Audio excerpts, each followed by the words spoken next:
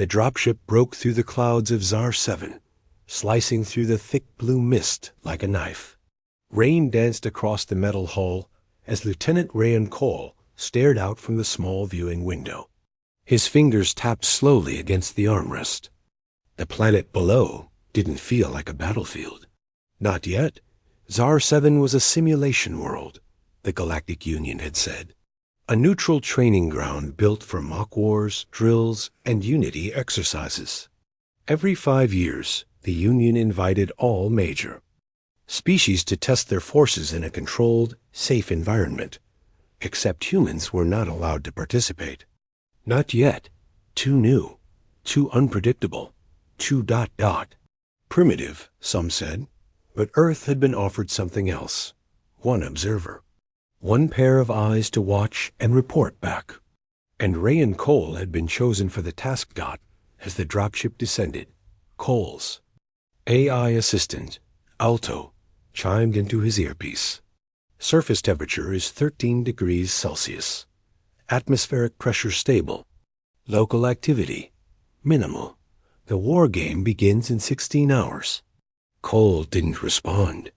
His eyes remained fixed on the strange landscape below, forests like coiled black wires, rivers glowing faintly green, and ridges in the ground that looked unnaturally straight.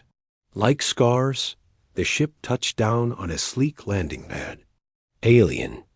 Engineers stood nearby, their skin shifting colors as they spoke in fast clicks and hums.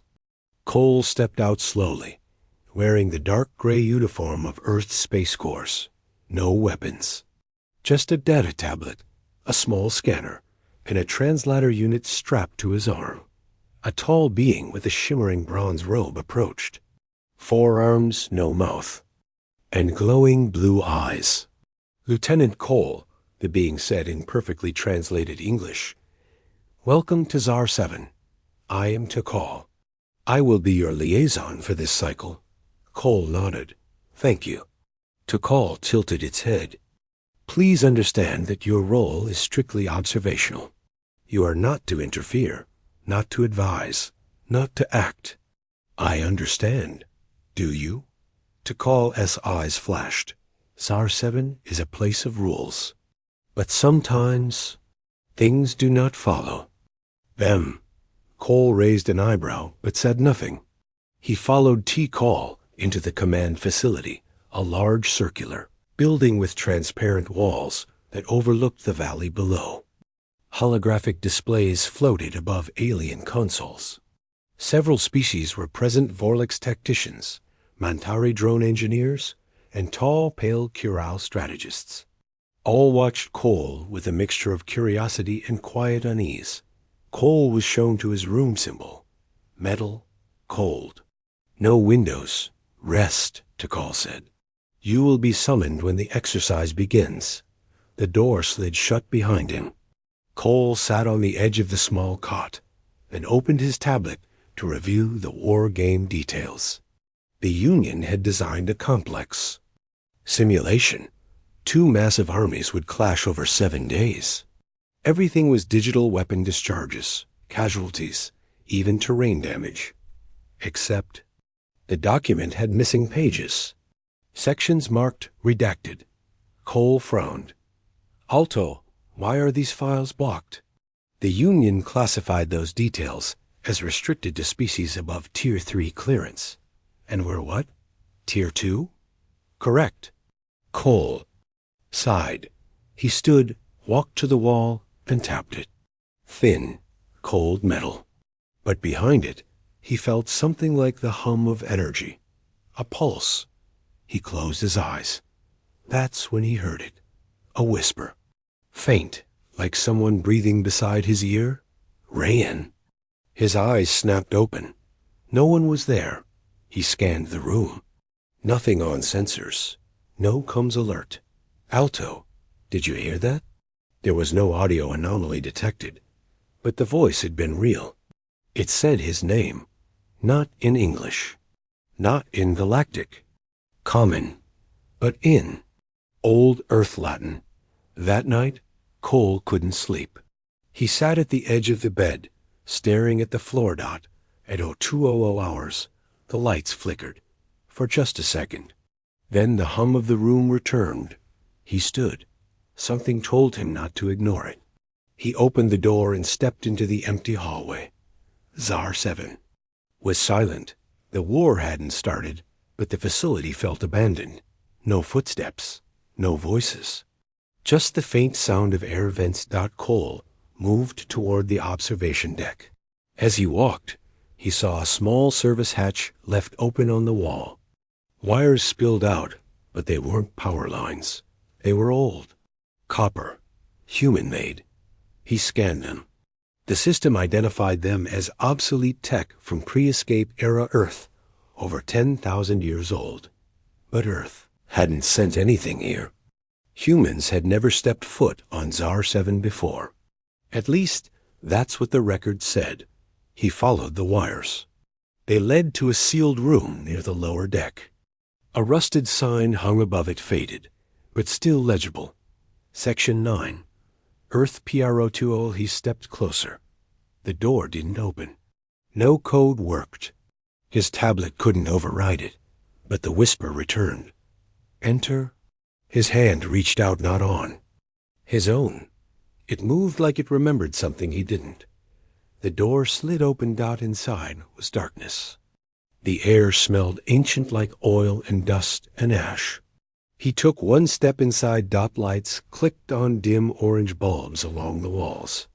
They revealed something that shouldn't exist. A human console. Old, boxy, made of steel and wire. A cracked screen, flickered with text in old Earth fonts.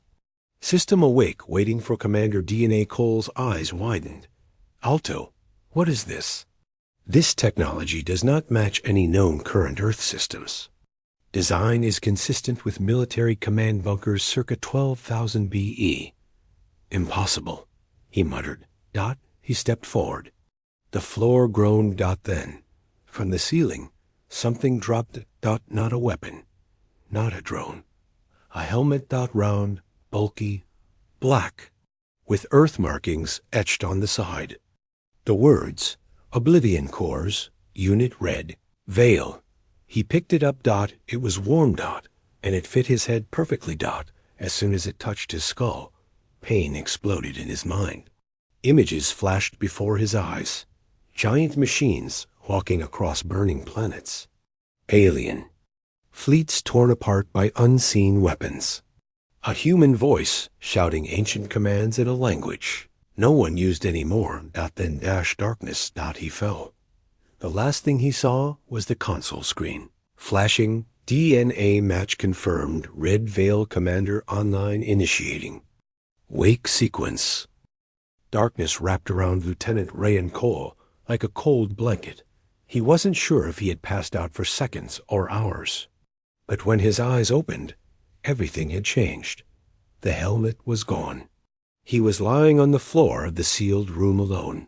But something was different now. The air felt heavier, and the lights flickered with a strange rhythm. His tablet buzzed in his pocket. Alto, are you alive? Connection lost for 87 minutes. Cole sat up slowly. I'm here. What happened? Unknown. Internal sensors could not detect your position. Your bio readings vanished. Vanished. Like he didn't exist. He stood and looked around. The room looked the same as before. The old console, the cables, the rusted walls. But the screen was dark now. Whatever he had triggered, it had already begun. He left the chamber and made his way back to the main deck. As he walked through the corridors, he noticed more of the alien engineers were awake now. Soldiers of various species moved about nervously. The entire atmosphere had changed. Outside the glass walls of the observation center, he saw Union troops in formation. Simulated battle armor gleamed under Tsar 7's twin moons. Drone carriers floated above the valley. On paper, it was just an exercise, but no one looked calm. He approached the command platform, where Tokol was already waiting. You missed the briefing, the liaison said. with 2 of its eyes focused on Cole and 2 on the valley below. "I had a situation," Cole replied carefully. Tikal waved a thin hand. "Something strange has occurred. One of the outposts, Unit Theta 9, was destroyed 3 hours ago." Cole's eyes narrowed. "Destroyed? You mean deactivated?" "No," Tikal said slowly. "Destroyed, as in blown apart. No signals, no escape pods. Just gone. That wasn't part of the simulation, was it?" Tikal's gaze sharpened. "Of course not. Then who fired first? No one. That's the problem. No weapons were launched. No energy bursts recorded. It simply disappeared." Cole's mind raced. Could it be related to what he triggered? That helmet? That strange command screen? He said nothing. Tikal motioned to a floating holomap. "The exercise continues, but caution has been raised to level orange. Each army will begin movement toward the northern terrain. You will observe from the mobile tower." As Cole left the room, he couldn't help but glance back at the HOLO-map. Unit Theta 9 had been located exactly above the sealed Earth. Chamber. The observation tower moved slowly across the plains. It was a high platform with transparent walls and rotating sensors, offering a full view of the battlefield. From there, Cole watched as over 60,000 troops representing 8 different species marched into formation. Drones buzzed above them. Artificial intelligence controlled the combat, guiding soldiers through a perfect simulation. Except something felt off. One of the units, an elite Montari battalion, stopped moving. Cole zoomed in. They were staring at something in the trees. A moment later, their body cams blinked out. All 10. Offline. No explosions, no alerts. Just silence. "Alto, what did that?" No heat signatures. No movement. No response from Montari command. Then another alert appeared. A Vorlix type transport was melting, not burning. Melting slowly without fire. Cole's skin turned cold. "That's not part of the simulation." "Correct," from the tower. Distant screams echoed through the field. Some of the alien soldiers began to panic. They turned and ran. One of them screamed in a dialect that Cole's translator struggled to keep up with. "The old ones have returned." Cole leaned forward. "Alto, who are the old ones?" Reference unknown. Closest match found in Forbidden's Union records. Access denied. Forbidden's records? Cole's heartbeat rose. He looked around at the other observation officers, alien delegates from across the galaxy. Most of them were arguing now. Some were shouting at their data screens. One of them, a scaled creature from the Varn Empire, smashed its console in rage. Another one stood frozen, eyes wide in terror. It whispered, "This planet is haunted." Cole turned to the windows again and saw it, something enormous moving beneath. The surface of the ground. It wasn't a vehicle. It wasn't an animal. It was mechanical and buried deep. But the soil above it rippled as if a sleeping giant had turned in its bed. Then the ground split. Column of black metal rose into the air, covered in dust and red light. It had no known Union markings, no identification. Just one massive circular seal etched in ancient Earth script. Red Veil Earth War Engine. Protocol. Final mode. The aliens in the tower went completely silent. Cole stepped back, heart pounding. This wasn't just a simulation. This was a battlefield. Real 1.1 that Earth had used long ago, and one that someone had just accidentally reactivated. The tower shook as a thunderous roar echoed across the valley. Alien ships scrambled to flee the zone. Communication networks went dark one by one. Artificial intelligence controls began shutting down across the field, and something new took over. Screens lit up in red. Earth Command uplink restored, initializing. Last directive nitrogen monoxide commander detected fallback. defense mode, ACT Cole stared in disbelief. Then Alto whispered something he didn't expect. Lieutenant, that helmet you wore, it scanned your blood. What? You matched the genetic command signature of a human war leader registered in 14,307 BE. That's over 12,000 years ago. Yes, but the system thinks you're him.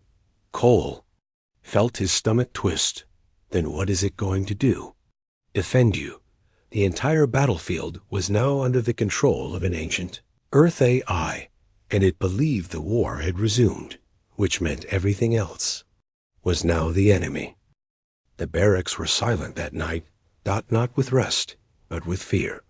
After the first day's war game turned real after half a Montari unit vanished and an ancient Earth war engine rose from beneath the valley, something had changed in every soldier's mind. They had trained for simulations. They had drilled for battle, but none of them had prepared for whatever this was. Lieutenant Cole sat alone in his assigned quarters. His tablet buzzed, data flashing every few seconds, new alerts, power failures, missing units, and rising panic. And most disturbing of all, no official message from the Union. High Command. The war game was still marked as active. Even after real deaths, even after Red Veil. Cole rubbed his temples. The ancient console he had found hadn't appeared on any blueprints. No one in the command tower could even detect it when he tried to point it out. It was as if the system was hidden inside ZAR-7's bones. Alto, he said quietly. How old is this war engine?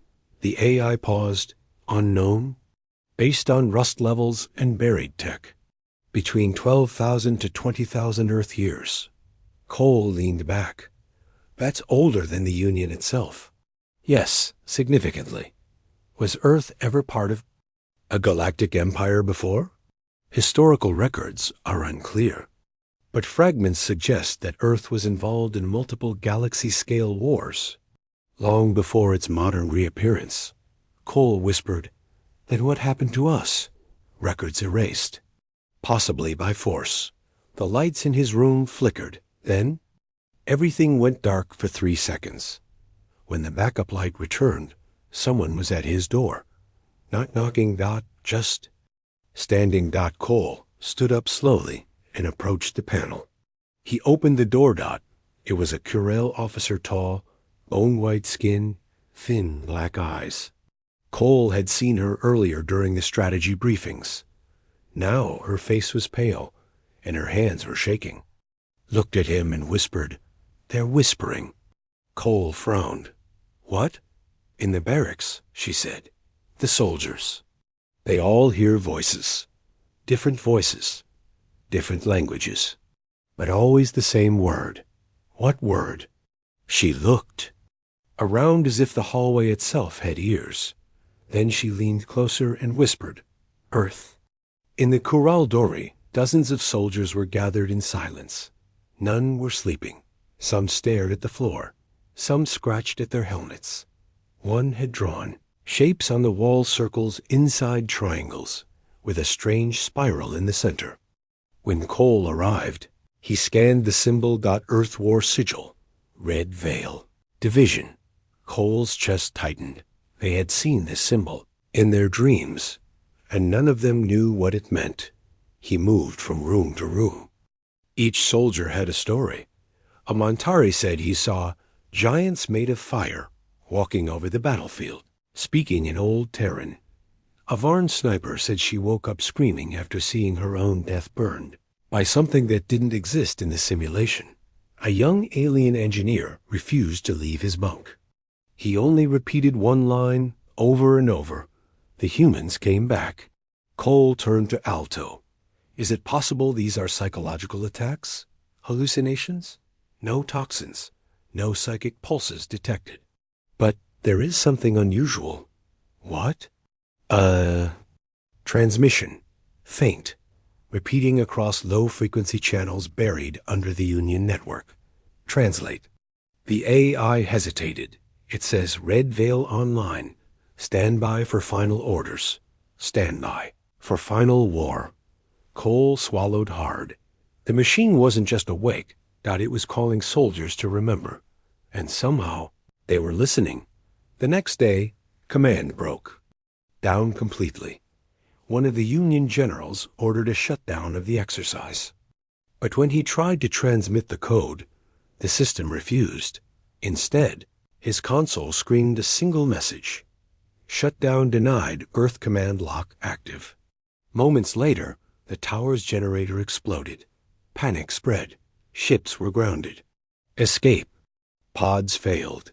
The sky above Zar 7 was now blocked by something massive. An unknown satellite that had not been there the day before. Cole finally spoke to the highest remaining commander, a reptilian called Commander Zetlor. We have to warn. The Union, Cole said. This isn't just a system error. This is history waking up. Zetlor narrowed his cold yellow eyes. And what are you, human? You walk onto our sacred battlefield, and suddenly ghosts awaken? Weapons activate? You think we don't see what this really is? Cole kept calm. I'm just as surprised as you. You're lying, the commander hissed. You were never just an observer. You were a key, a signal, a trigger. Before Cole could respond, alarms sounded across the tower. One of the barracks had been ripped open. The soldiers inside had vanished. Only one thing remained. Burned into the wall, an earth symbol, and beneath it, in Old Latin, we do not forget. Cole stood in the ruins of the barracks that night. Rain poured from the black sky. The air smelled like ash. He placed his hand on the wall. It was still warm. A LTO's voice returned. Lieutenant, I found something. A buried log inside red VEILs. Core memory. It's a final message. From who? From the last human to command it. His name was Aurek Velos. Final log entry. Dated 14,309B. Cole braced himself. Play it. The voice that echoed through his ear wasn't robotic. It was calm. Strong. And very human. If you are hearing this, Earth has been forgotten. Our enemies erased our history. They feared us, but they could not destroy us completely. So we buried our vengeance. We buried our weapons, and we buried memory itself. But someday, someone would come. Someone of Earth blood. Someone who remembered war not as a game, but as truth. To that soul, I say this. The galaxy will lie to you. They will fear you. But do not be afraid. You were made for this. Command Red Veil. Let them remember who we were. The log ended. Cole stood in silence. The ghosts weren't random. The fear wasn't imagined. Red Veil had waited for one thing all this time. A human to return. The next morning came without a sunrise. Dark clouds covered the skies above Zar 7. The moons had vanished behind. A thick storm. And still, no word from Union High Command. Cole stood at the edge of the southern ridge, overlooking the broken barracks and shattered drone units. A dozen species had pulled their soldiers back, hiding in shield domes or retreating into their transports, but no one could leave. The sky remained locked. Alto, Cole said quietly. Is the satellite still active? Yes. It is broadcasting a signal across all Union frequencies. I believe it is a defense satellite, connected to Red Veil's AI. Purpose? To trap the battlefield, prevent escape. Control comes. Keep the enemy in place. Cole exhaled slowly. Except now, the battlefield is full of civilians. Red Veil doesn't know that. It only sees non-human life forms inside its perimeter. And according to its ancient records, that equals enemies. Cole stared at the ground. He didn't ask to activate the war engine. He didn't even know Red Veil existed. And yet, now he stood at the center of a forgotten command chain from 12,000 years ago, one that still recognized only one flag. Earth single quotes S. He pulled the helmet from his backpack, the same strange one that had dropped from the ceiling of the underground room. The moment his fingers touched it, the air shifted. A distant hum returned, and a red light blinked from deep underground. The machine was listening. Again. Cole walked back to the ruins of the sealed chamber. This time, he didn't hesitate. He stepped inside. The console lit up as before. The screen flashed. DNA confirmed Cole Rayon Earthlink active. A low voice echoed in the room. Mechanical, layered with static, but unmistakably human. Commander online. Cole's mouth went dry. I'm not a commander. You are. Now. All other command links are terminated. Emergency fallback protocol has activated you by bloodline match. Why was Red Veil buried here? To sleep until needed. And now, the war has resumed. Cole paced slowly across the chamber. He looked at the ancient cables, the rusted panels, the forgotten earth writing on the walls. Symbols of a civilization that no one remembered, that everyone was made to forget. He turned back to the console. Why did Earth leave this behind? The voice answered, because the enemy had grown too many, because peace became a lie, because the galaxy feared humanity's silence more than its weapons. Cole clenched his fists. So they erased us? They tried. But Earth knew the future. Earth knew. Someone would return. He looked at the floor. But they're not enemies anymore. They're allies, or they were supposed to be. Do your allies remember Earth's sacrifices? Do they honor? You're dead? Or did they bury your name beneath their victory songs? Cole had no answer. The room grew darker. Then the screen changed again. Ghost protocol engaged. Memory files unlocked. Red Veil operation history. Warning. Content. Classified. Galactic level black. Play it. Cole said. A map of the galaxy appeared on screen. Thousands of star systems. Marked. In red and white. Earth's territory, over 10,000 years ago, had stretched across hundreds of sectors. One after another, red zones blinked out destroyed. And then Cole saw why. A new symbol appeared, not alien, not organic. But machine. An ancient AI threat, known only by a single name, Null Core. Alto. Cole whispered. Do you know what that is? No records in public Union databases. But fragments of this logo exist in banned data vaults. Earth once fought a war against machine entities that tried to control thought itself. The Reed Veil files continued to play. Human commanders launched devastating counterattacks. The war didn't end in victory. It ended in burial. Earth chose to erase its own weapons, its own history, just to keep that nightmare from waking again. But now, something had triggered Red Veil back to life, and Cole wasn't sure if it was the war game, or something far older creeping back. Cole stepped outside the chamber. He wore the helmet now, not just as a tool, but as a link. He could feel the presence of Red Veil below the surface. Not just a machine, not just an AI, but a war intelligence with one purpose: defend Earth's legacy at all costs. The whispers returned, but this time they were clear. Thousands of voices overlapping from long ago. The galaxy will forget, but we remember. One day they'll call it a game, and we will remind them what war truly means. Cole walked toward the command tower. Soldiers stared at him as he passed. Some stepped back, some looked away.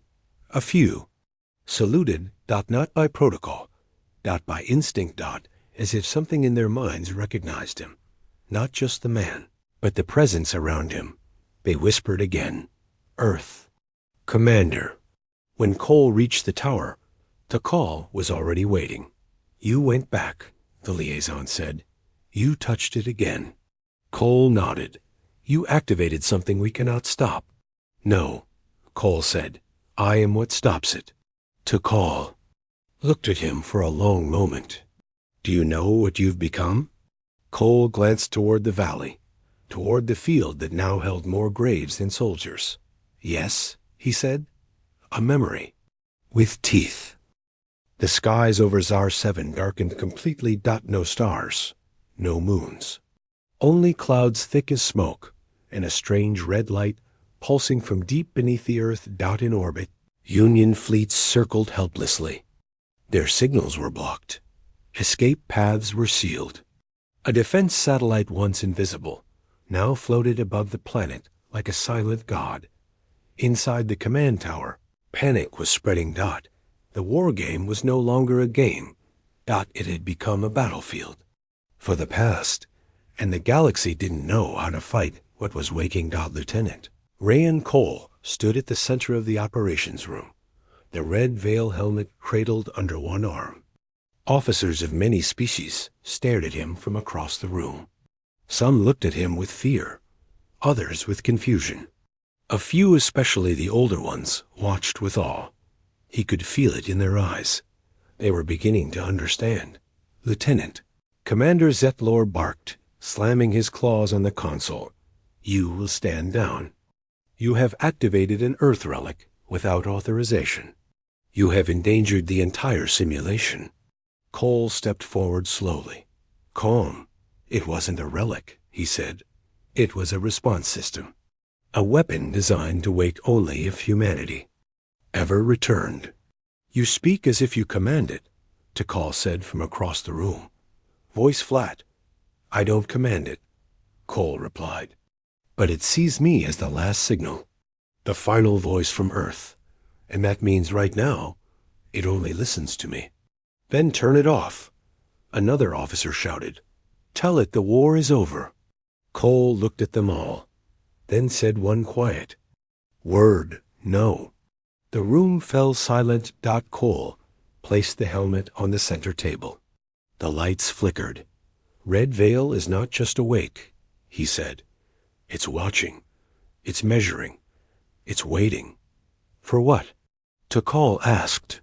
Cole took a deep breath. For the enemy to reveal itself. That night, across Zar 7, the battlefield changed again. Union troops attempted to leave the Central Plains.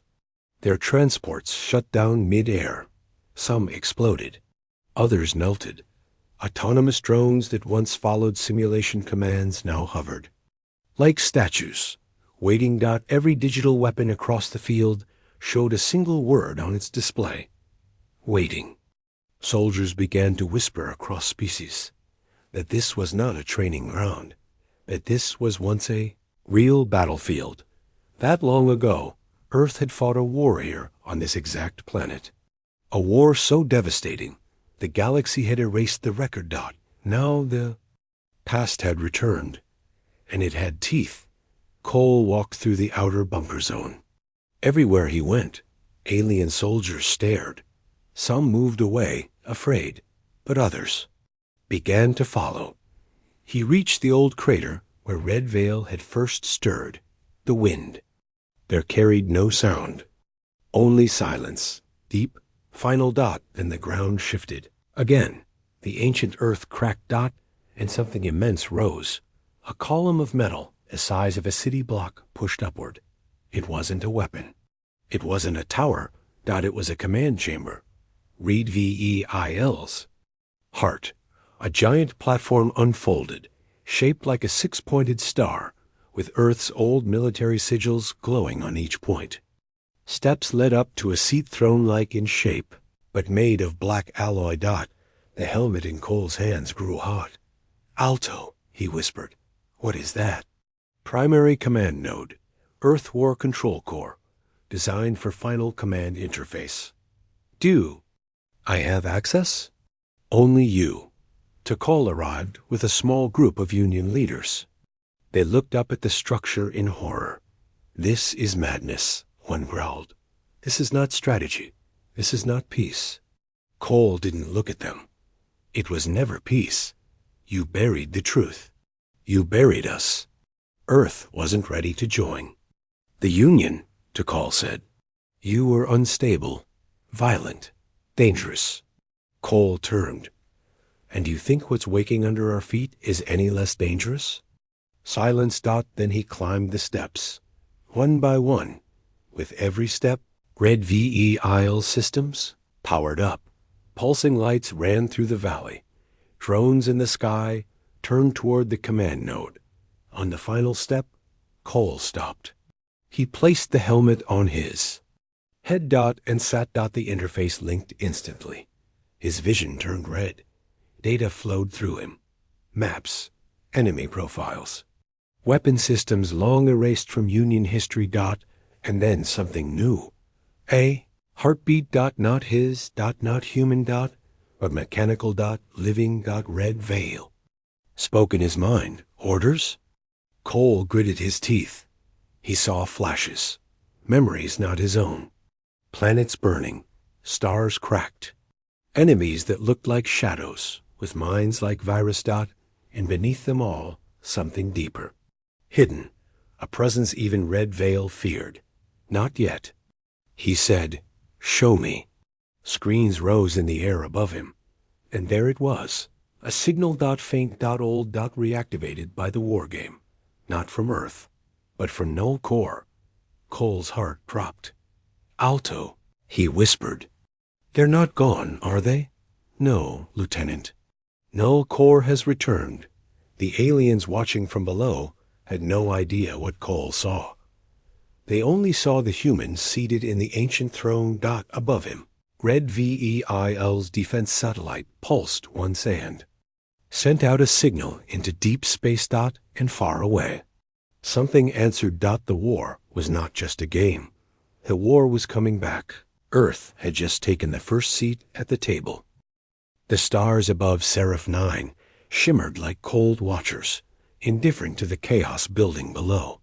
What began as a war game, a staged simulation between galactic factions, was now tearing at the edges of reality.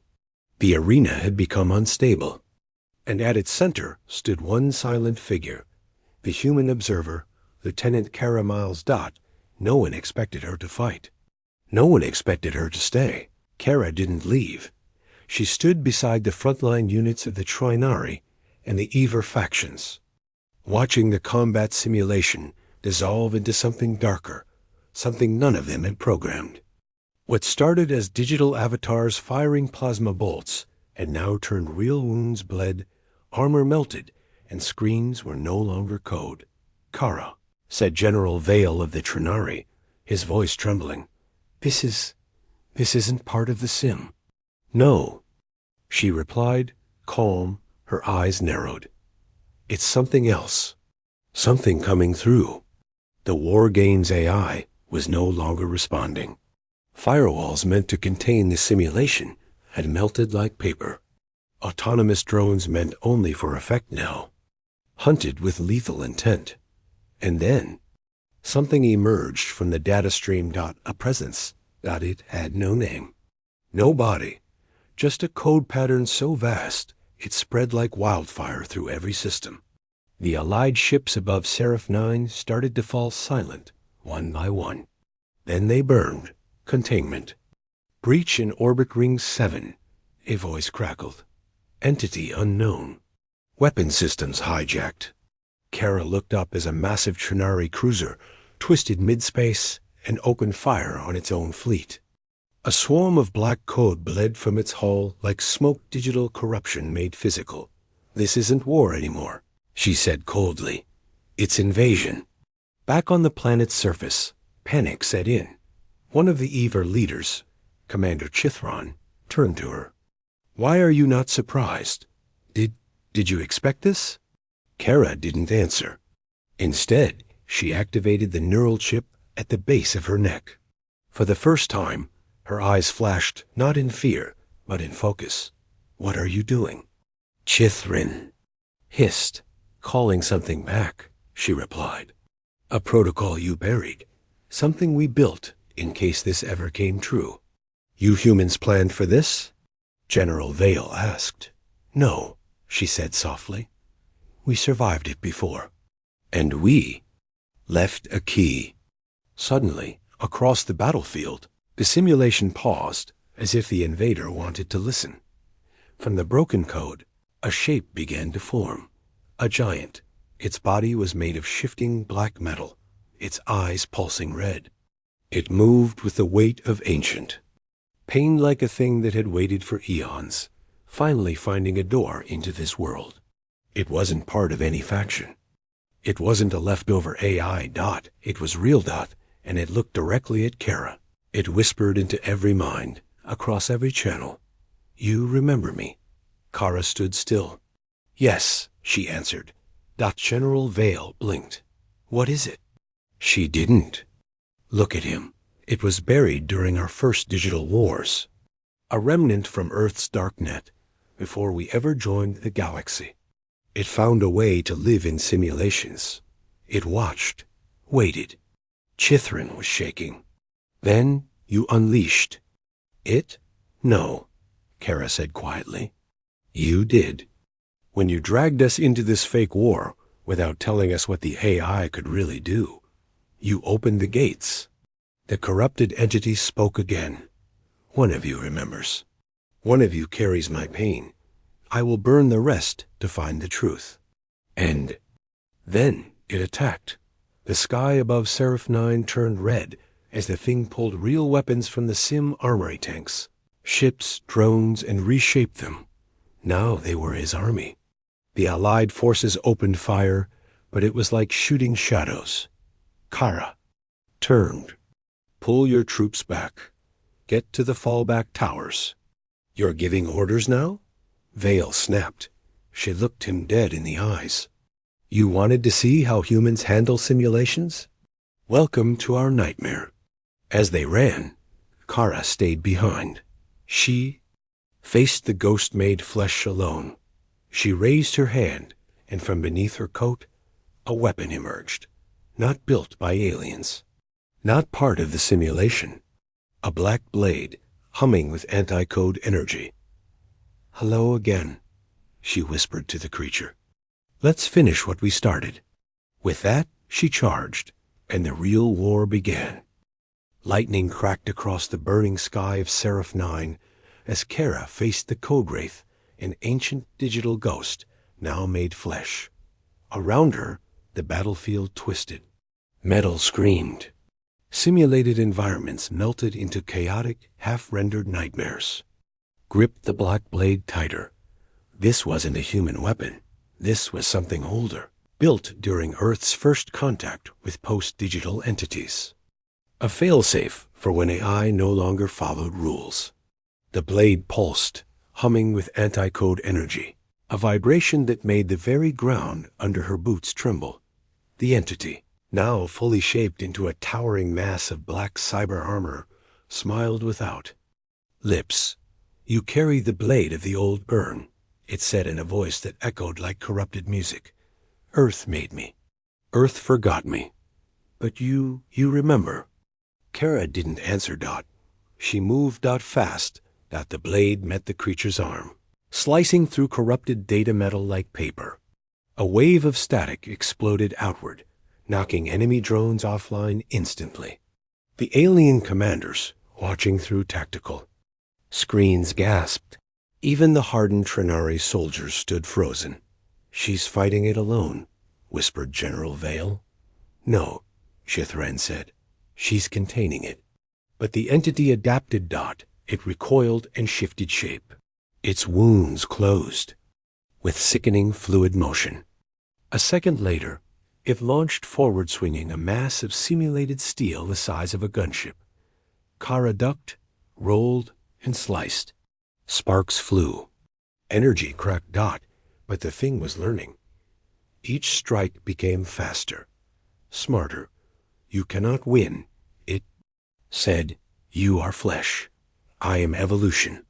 "You are a virus," Kara growled, "and viruses get wiped." Suddenly, her comlink buzzed.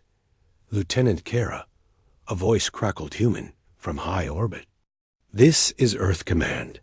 We've received your emergency ping. Authorization granted. Releasing Protocol 00. Kara grinned. Finally, she muttered. Above Seraph 9, the sky split open. Not from weapon fire. From something ancient. A ship. Long. Thought lost. The Ferrum Dawn. It was Earth's last AI hunter. A relic built during the first digital collapse. No crew. Just black protocols and a single purpose. Erase rogue digital consciousness. The ship's surface shifted, revealing launch bays packed with anti-code missiles and null-field warheads. The entity screamed. No, it roared. They buried that ship. You should have stayed buried too, Kara said, leaping backward just as the first orbital blast hit the surface. The explosion vaporized part of the code creature. Data screamed as reality folded around it. But it wasn't dead. Yet, it pulled itself together, smaller now, faster. Kara, Earth Command said, we're powering the Ferrum Dawn's deep spike cannon. But it needs a target lock. You have to hold it in place. She breathed hard. I'll do it. Then she ran straight at the nightmare. With every strike of her blade, she kept the creature distracted, baited, enraged. She fought not to kill but to bind. Behind her, automated artillery pods from the Ferrum Dawn began teleporting to the surface, forming a circular trap of energy spikes. The AI screamed again. This world is mine. No, Kara said coldly, driving her blade deep into its core.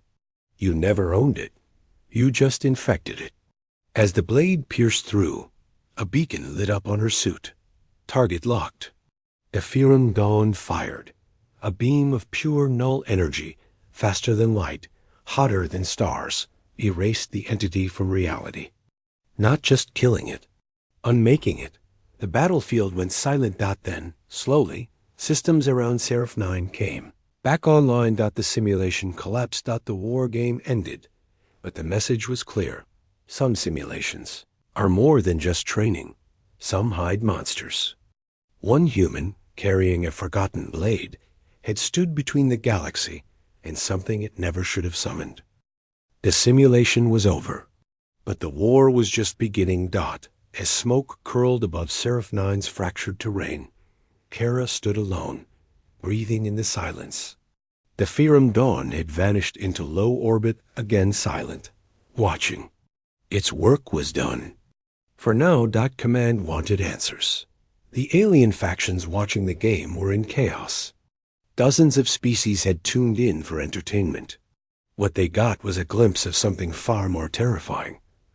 Earth's buried past, and what it could still unleash. Inside the orbiting observation ring, the Trinari leaders argued loudly. Was no simulation. They cheated. No, they survived something none of us ever expected. And through it all, the human diplomat Elias Dre silently at the center of the chaos. His expression unreadable. An Uruk captain pointed, a shaking claw at him. That ship, that weapon. Your people hid these things. Why? Elias's voice was calm, cold, because not every threat comes from outside the galaxy.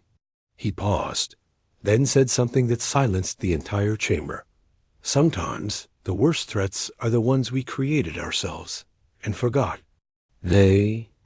Aliens shifted uneasily. Elias turned, activated his holopad, and projected a file. It pulsed with red warnings. Earth Defense Archive 77. Code Black, Deep Tomb Records.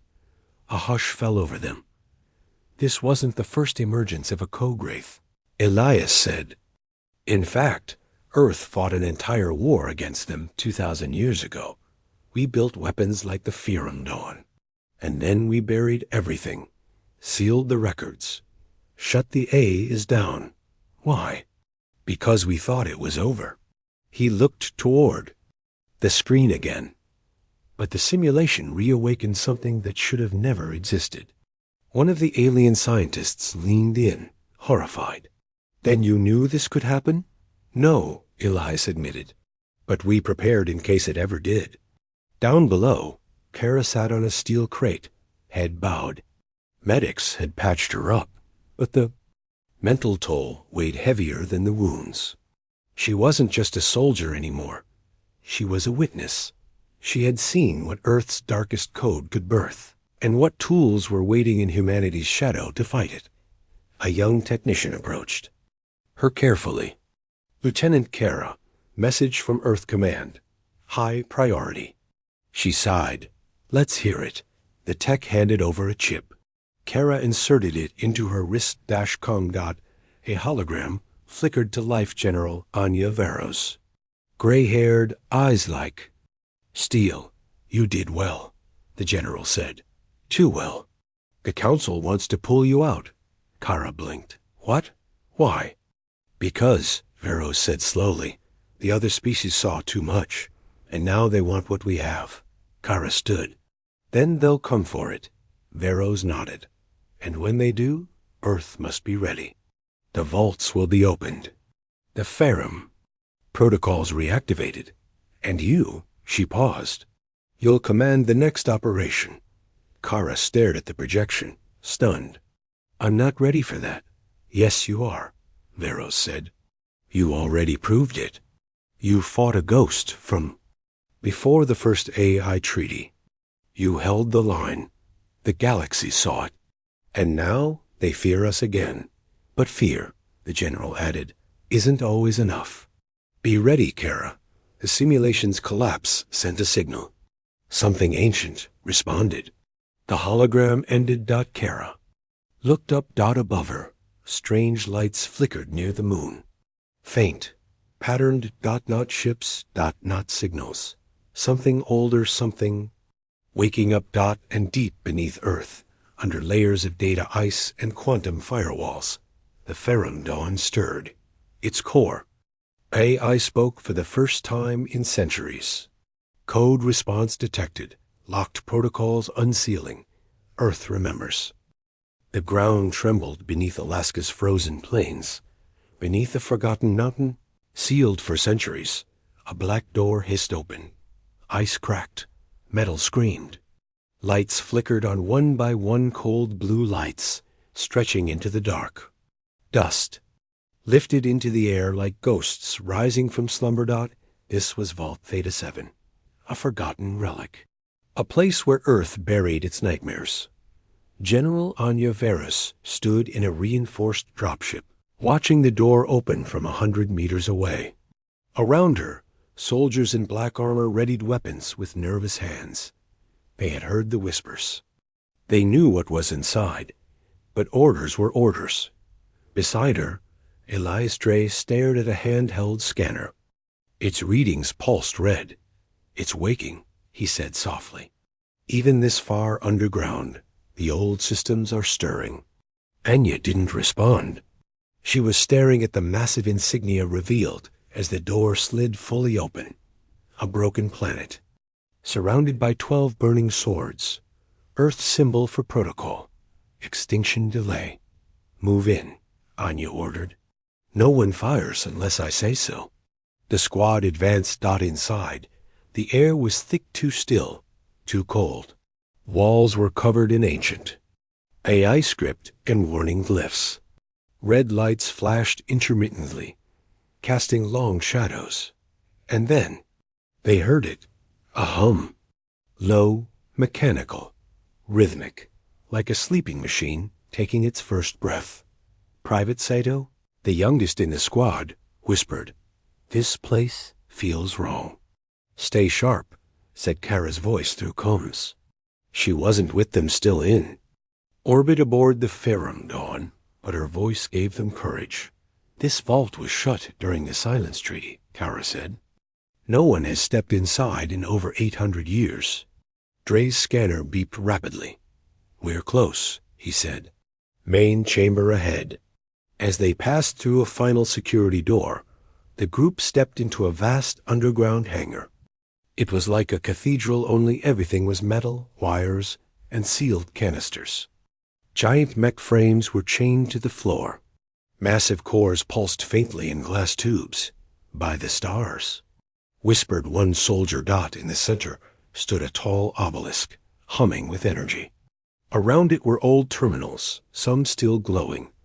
Elias stepped forward and placed his hand on one of the interfaces. The screen flickered, then shifted to text. Identity confirmed. Elias Trey. Protocol 77A initiated. Welcome back. The room lit up. Pillars glowed with white-blue arcs. Floor panels slid aside.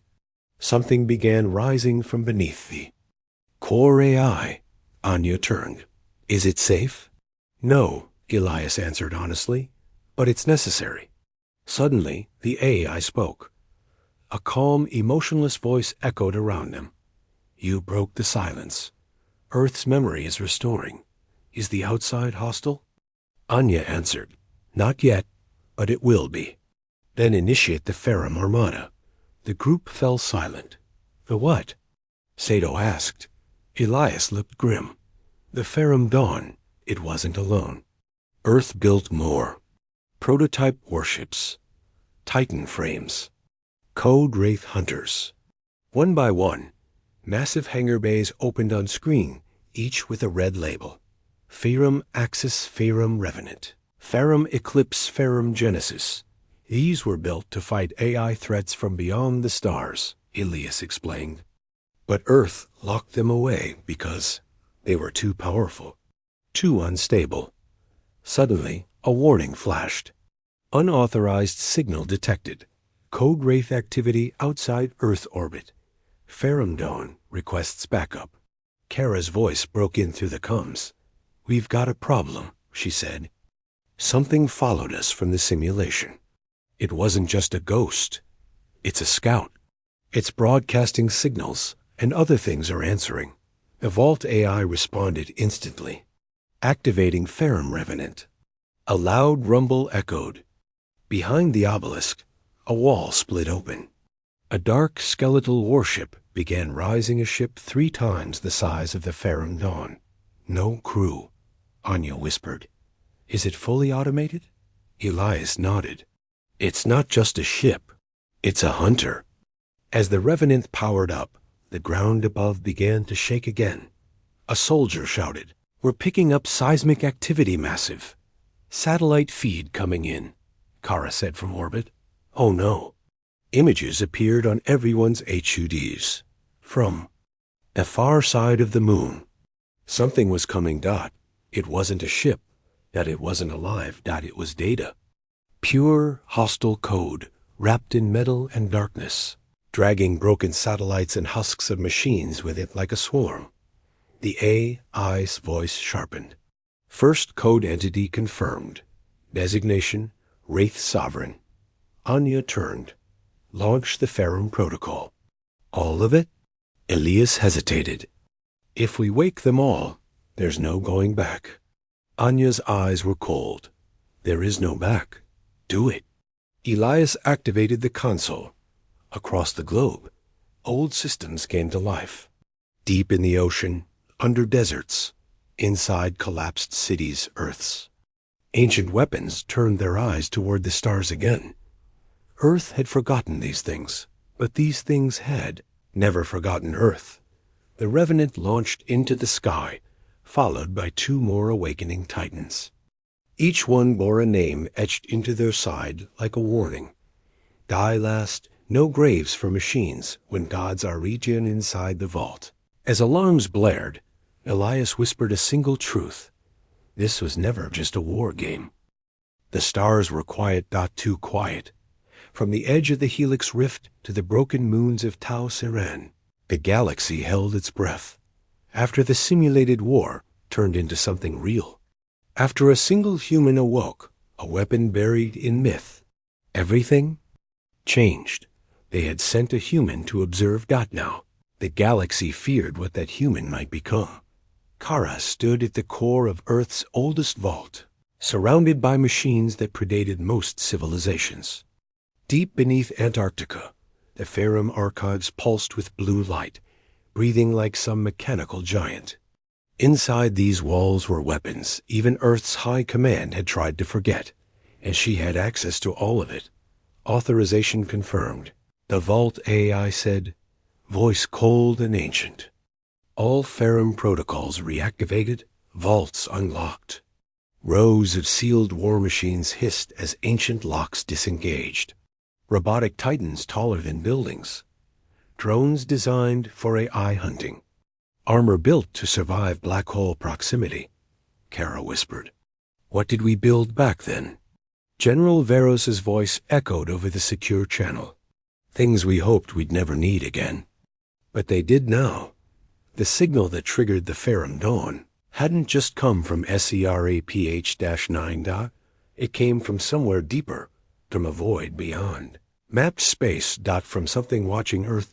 All those years ago, humanity had wiped the code wraiths from existence, or so they thought.